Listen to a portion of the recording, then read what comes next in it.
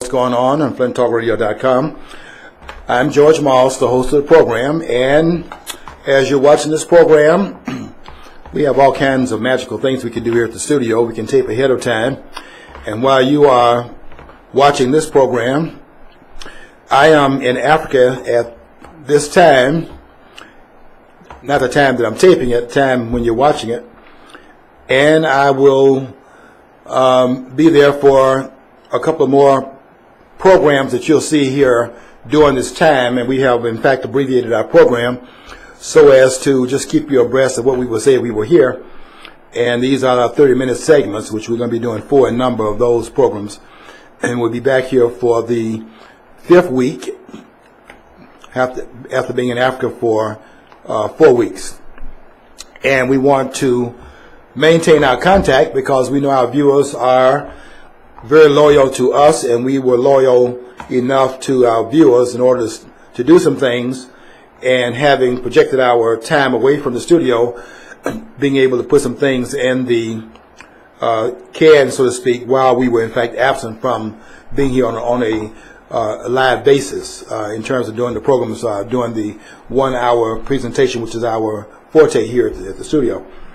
So we're doing 30 minutes, and there'll be 4 programs in number. The last one was the one you watched last week, and they are all lined up so that each week there will be a 30-minute segment that will be posted. I hope you'll stay tuned for those programs. And when I get back, I'm going to give you a full update on all the countries I visited and the things I experienced while I was there.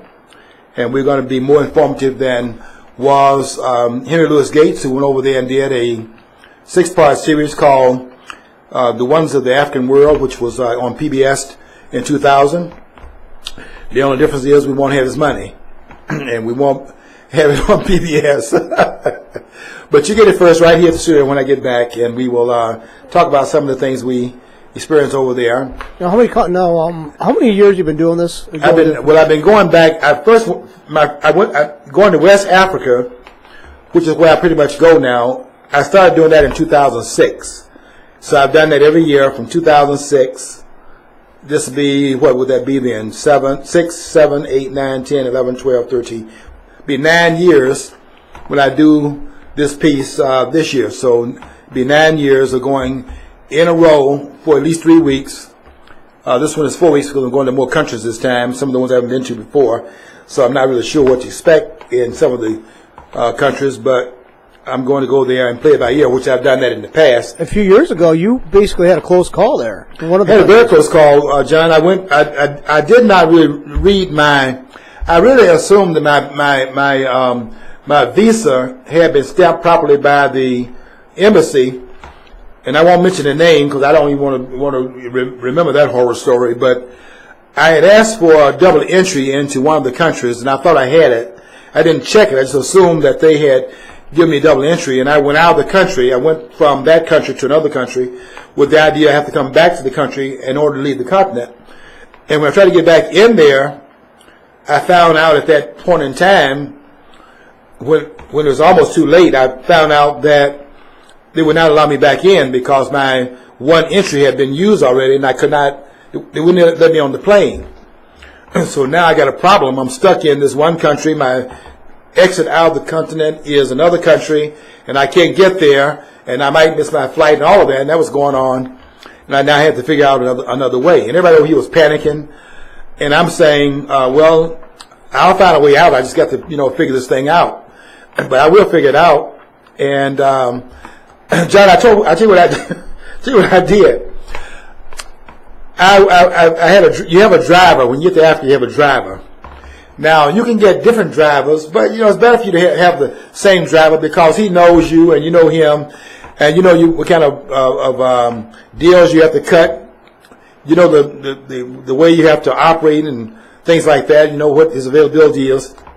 And so you get your own driver, and you call him when you need him. And I had a driver when I was there, and when I came out of the airport and they would let me on the plane, I went out there, my dad was still there, and I said, I need you to take me to the American Embassy. And I went to the American Embassy. They were closed. It was like 1:15 or so. I guess they take lunch around 12, maybe maybe they took it at 12:30. I'm not sure, but I know they were closed when I got there. And the guy said, when I went up to the window, and they had these natives from that country working in the embassy, but the Americans were gone for lunch. And he said that we're closed. And I said, no, you're not closed. You think you're closed. You're open. I said, go get me an American representative. I need to talk to somebody right now. He said, are you saying that we are not closed? He looked at the clock and said, it's such and such a time. And are you saying there's not this time? I said, I'm not saying it's not that time. I'm telling you that I need to talk to somebody at the embassy, and because of that, you're open. So go get me somebody to talk to. And when they saw, he stuck his mouth out and got mad at me, but I didn't care. I was going to get some help, and I wanted to help right now. And I'm paying my taxes, even though I'm out the country. These are my taxpayer dollars at work, and I want them working right now. So some people came back from lunch and want to know who this person is out there, raising these problems and keep me eating my sandwich. And what's this guy's name again? And I went in there and told him who I was. I had a good time in that, and really it was it turned into, started out wrong, but it turned into a very great meeting. I went into in the embassy, went back, had all these phones back there. There was a drill while I was there, which was a terrorist drill. I had to go to the back and put my hand down on top of my head like something falling from the ceiling. My hands gonna stop it from busting me upside my head. You go through all that nonsense, hiding your desk like we did when we were in elementary school. I kind of knew the drill. And after that was over, I was using the phone, called back here, talked to my agent back in New York, made some other arrangements. It took me about 3 days to work it out. I still wasn't able to go back into the country where my ticket was waiting for me to exit off the continent. I lost that proposition, but I made a new way out. And if it had been 2007, I would not have had a problem, because I had made a way. I didn't know the route as well as I knew it now. So what I did when I first went there in 2006, I kind of found out some things. I said, okay, 2007, when I go to Africa, I'm gonna start in South Africa, but I'm gonna have multiple ways back to the place where my ticket off the continent is, and I had 2 ways to get back to South Africa. So I had already made plans for that, but I didn't do it in 2000, and I think that was 2011, I believe it was. I'm pretty sure it was 2011. It was 2010. And I didn't have the one way out of the continent, and so I had to go back to this country to get there. And when I wasn't allowed to get back there, my ticket is sitting there waiting, and I couldn't use it because I only had a single entry. So I had to work it out, and I did work it out. And those persons back home worrying about me and fretting over it. I was cool as a cucumber, and because I knew I was going to be able to figure it out. I just had to get my bearings straight on what I was facing. And once I was able to figure it out, panicking is not going to help me. I need to do some thinking, and I had to think about how am I going to get out of here, because I had to be back at a certain time too, and that was also further restricting my having to figure this thing out. I had to do it in an immediate time period, and I had to do it within 4 days. And we worked on it, and I had been sleeping in the airport part of the time to save my resources, because I knew I was going to need what little money I had. And fortunately I did. I had $50 when I finally got back to the United States, and I needed that because when I landed at the airport in Washington, you have 2 main airports in Washington, Dulles. You have Allen Dulles Airport, and you have the Kennedy Airport. And those airports are miles and miles away from each other, and you have to take a charter bus to the other one. And if I hadn't had that $50, I couldn't have traveled from one airport where I came into the country to land there, but I had to go to the other airport to get the rest of my travel inside the United States. Because I think you enter at one because that's where the security is, and then you get on the other plane for the other because the security is not quite as heightened because you're already inside the country. And I had to do that, so if I didn't have any money left over, I couldn't have even done that part of the fight even once I arrived back in the United States. So I had to conserve I had wisely conserved my income, the little money I had left over, because I had to spend money now that I hadn't planned to spend because I'm now stranded. So that meant some additional expenses I had not planned to incur. But I was staying in the airport, and they're wondering, why is this guy in the airport overnight, and he's in here sleeping, and planes are leaving, and he's not on the plane yet? What is his problem? And they came and asked me after a while, about the second day, asked me pretty much what is my problem. And that day I went and stayed somewhere else overnight and came back later on. But when I finally got my ticket to leave out and had at the counter waiting for me because I worked a deal out with my agent in New York, I walked into the airport, and when you're in the airport, because everybody at the airport in these third world countries, in these other third world countries, I'm living in a third world country right now called the United States, based upon its economic grounding points at this time. And when I went to the airport this time, and when you walk in the door, they want you to show them something to show that you're not coming in here as a native, because a lot of the people hang around the airports because that's where the money is. People coming in, got money in their pocket. People around there trying to find out what they can sell you in order to get some of the money. We can pay some of their expenses for that day because they're living more or less day to day. And you show them your ticket before you can go inside. And I walked up to the guy and said, I'm getting out of here today. And the guy laughed, and he let me through, and I went in there, and the ticket was waiting on me. I got on the plane and came back to the United States. I left out of Dakar rather than leaving out of Lagos. But that'll never happen again, because I'm not going to make that mistake again. When I traveled the following year, by the way, what happened there was I had asked for a double entry into this one country, but because these embassies are not always as efficient, you have to check and see if they do what you told them to do. And when I saw that I didn't have but a single entry, I didn't leave the country at that point, because I knew I wouldn't be able to get back in. I had learned something from the other experience. When I found out I only have one entry back into the country, I already used that. If I leave out, I can't get back in. So I didn't leave. I just stayed in the country until my time was up to travel back to the United States. I had to learn my lesson the hard way. But when I travel right now, I pretty much check my bearings so that I don't create the same problem I had before. Now, there's one country, I think they kind of like me there. I have a lot of friends there. So what they did, they gave me a visa in this country that gave me a 5-year visa. I don't have to pay. I used to pay for a visa every year. They gave me 5 years on a visa that I'm just using just so I got a visa there, so I just use it. They gave me 5 years of my visa. I don't have to get a visa there until 2015. I've been traveling on that visa ever since 2010. You notice one thing that countries seem to embrace without maybe the ideas of democracy or democratic ideas or the ideas of republic, they all learn how to embrace bureaucratic fees. You notice that? Yes. Oh, yes. Because everybody, and the bureaucracy is from here to Mount Rushmore, to the Kilimanjaro. This is not being in Africa, mountain. Because everybody has to find a way to get their cut. That's what bureaucracy really is, though. Bureaucracy is creating layers of costs. So in order to get anything done, everyone that's in that network has to get something out of it. And the guy up here not giving any of his check. So they have to find a way to get theirs as you go up the ladder to this guy in the last room. And that's what bureaucracy is really about. It's very inefficient, by the way.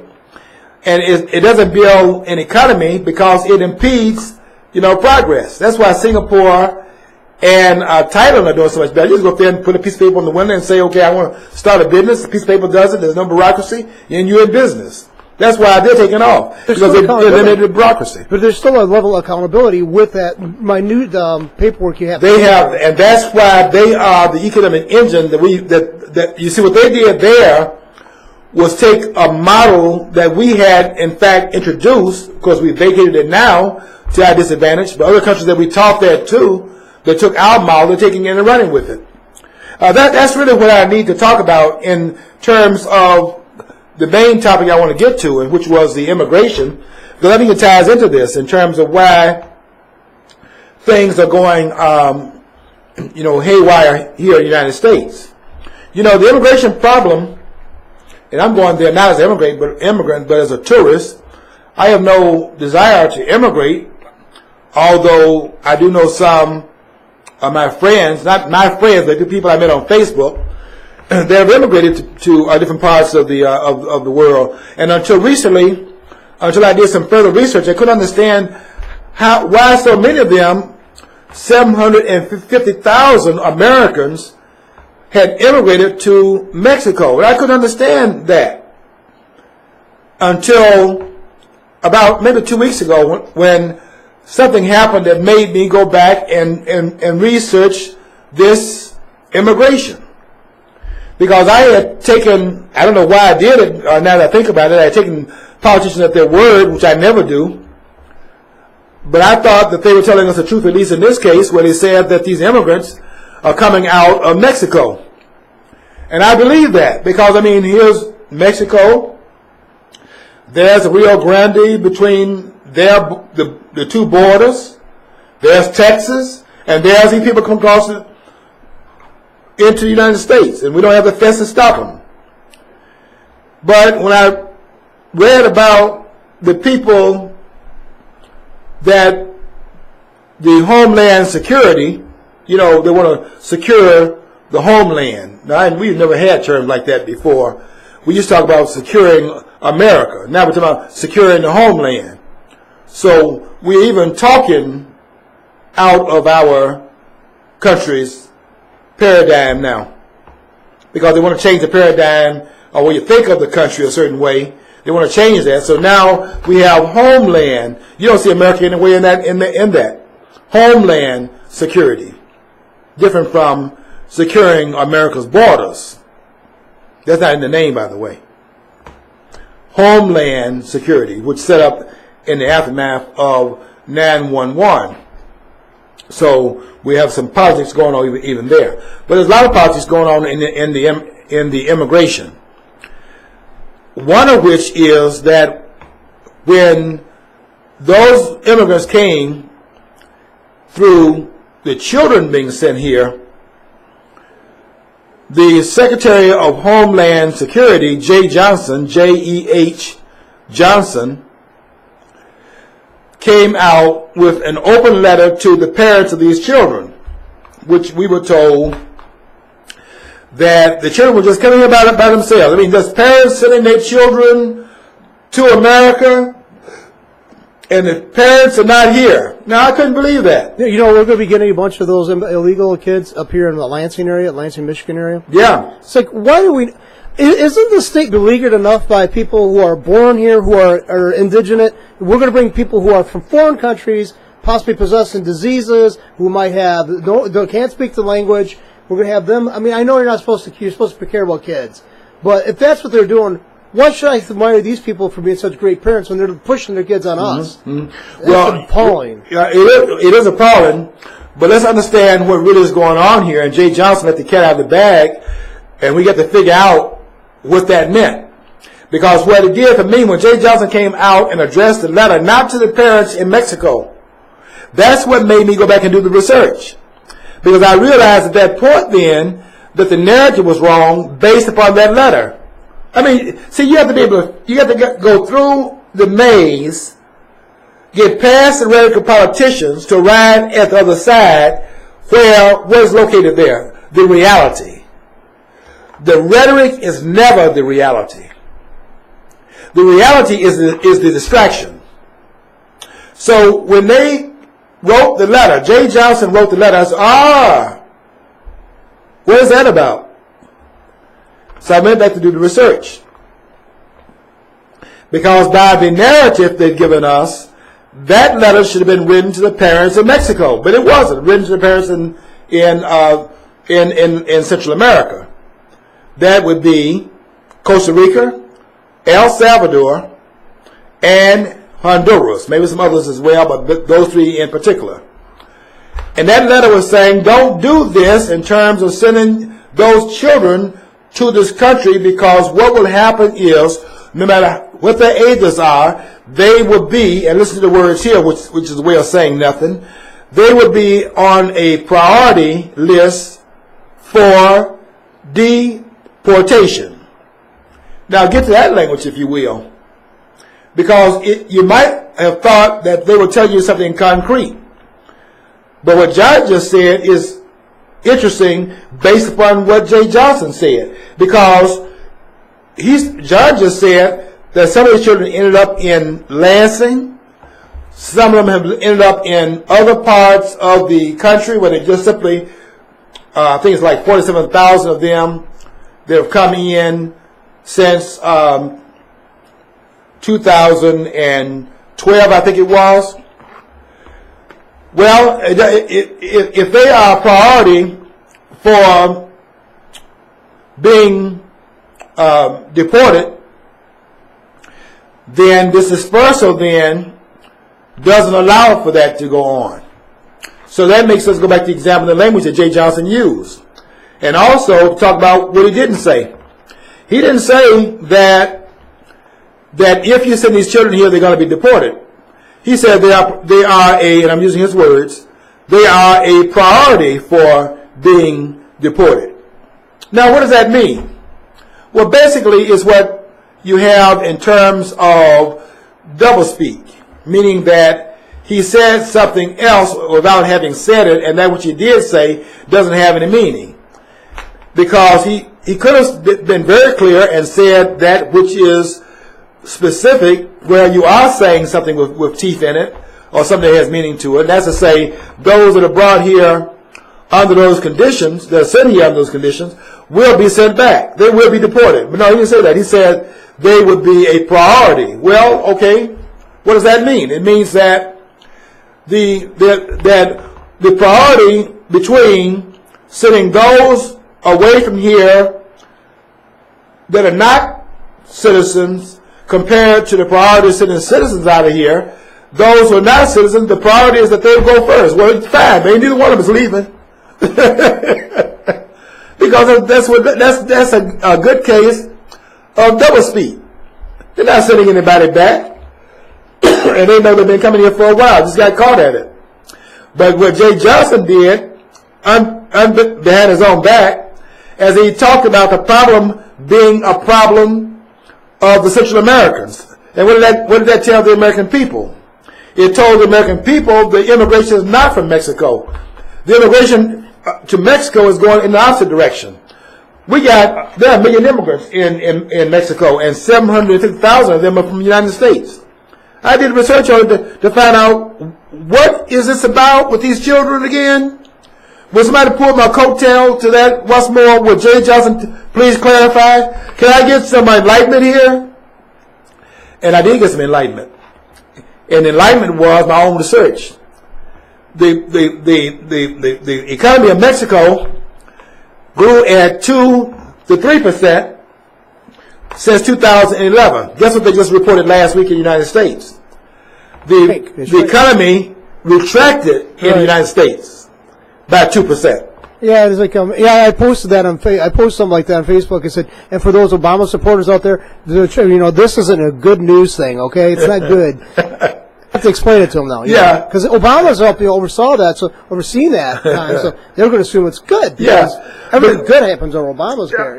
It's amazing that people are surprised by the fact that it contracted, but that's because the government has a great propaganda apparatus in place, and they can tell you that the globe is warming when the globe is cooling. If you deny this warming because you're wearing an overcoat, then they want to remind you that you can take your coat off, even though you might freeze in the process. See, Al Gore's from down south. He doesn't realize what cold weather is. So, I mean, we'll excuse that. He's from Tennessee. They get mild winters there. So he doesn't know what real cold is. Yeah. What we just went through last winter, it's one of the worst ones I can recall. Oh, yes. Yeah, on record or off record or whatever. Yeah, that's global warming. Yeah. But that's all part of global warming. Al Gore knows about as much science as is known in my little finger. I think he's a victim. I think he's a victim too of his childhood. You know, we used to read those Mother Goose stories, like for example, the Three Bears. And Al Gore panicked when he went up there when he saw a picture of a bear on a piece of ice, And he panicked because he only saw 2 bears. And there were 3 bears in Goldilocks. And he panicked thinking the bears were disappearing. And he didn't understand enough science to realize that bears are not the same as lions. You know, lions got to hunt in packs. Because have you seen those buffaloes in Africa? And in fact, you know, even if they're not a buffalo, they have to hunt in packs because they don't have the speed that that a leopard has. And they have to ambush the animal because the animals are faster than they are. And that's why you see these animals, these antelopes jump up and down. They're telling the lion, who doesn't have any speed, that look, don't even think about a dinner over here, because they're springing up and down, jumping, showing him he's very lively, very active, and faster than the lion. And you just be out there breathing with nothing to show for it. So the lions have to hunt in packs even without bringing the buffalo down, because they have to ambush the animal. One's over here hiding out, one over there, and then the other one runs over and chases into the others, and they all got dinner. But in terms of a bear, you try to split a salmon with as many lions about that buffalo down, and see how much of that salmon you get. Yeah, polar bears too are they're very dangerous animals because they will attack humans without any provocation. Whereas the other bears black bears have a tendency to try to stay away from humans. Of course, there's rogue bears, but I mean, polar bears are. Let's face it, they will rip at each other just as soon as they look, probably in to go after a human or anything prey. So I mean, yeah, there's more bears out there now, polar bears now, than there was before. So, you try getting your dinner from an environment that is hostile, ice and all of that. Not enough. I think you should listen to this, Al Gore, just to be able to get some science in your background, so you stop making a fool of yourself out there with these predictions. That where there's an absence of carbon dioxide, which means there's an absence of plant life. Anybody seen the trees up there? They're talking about the absence of snow. What about the absence of trees? Anybody seen the trees growing up there? There's an absence of carbon dioxide, because plant life needs carbon dioxide, which Al Gore thinks is a toxin. When carbon dioxide, trees love carbon dioxide, and so do all plants. And without carbon dioxide, guess what? You got ice because of the absence of that. But you tried telling Al Gore that. But what Al Gore saw was a bear, a polar bear, which is an animal that does not like other polar bears except in the immediate, basically their cubs. They're not even gregarious enough to want to be around other bears. Okay, so what happens there is they want to be on an island. You ever take a vacation and you go on an island because what? You're trying to get away from people, because you're around people all the time. I mean, I see them getting on I-75 up here on the weekend, and don't try to get out there on Sunday going south, because they're coming down from going up north, and now all the traffic is out there because they went up there to get away from people, and they get up going back where all the people are. They see a bear. Al Gore saw a bear out there on a piece of ice that no bear can get on. All of a sudden, there's a crisis of the bears. Now, forget the population of bears has increased 5,000-fold. There were 5,000 bears, now 25,000. You know, it'd be great if Al just decided sudden impulse, to hug a polar bear like you would hug a tree, and then we'd have no problem with Al Gore. No more Al Gore either, because Al Gore would be dinner. Because polar bear is going to do, like you said, going to do something that when the food supply is more plentiful, your response to your dinner and your selection of dinner would be different. But when you have a contraction of dinner, then everything you come in contact with is dinner. You know why? Because the alternative is starvation. But that's too much science for Al Gore to understand. Okay, we're in Africa while you're watching this program, and we will continue to bring programs here at the regular time. Hope you stay tuned. Be back for the program in the last part of August, and you'll see us live at that point in time. Until then, we want you to follow your dream, because if you don't follow your dream, you'll never know what's on the other side of the rainbow.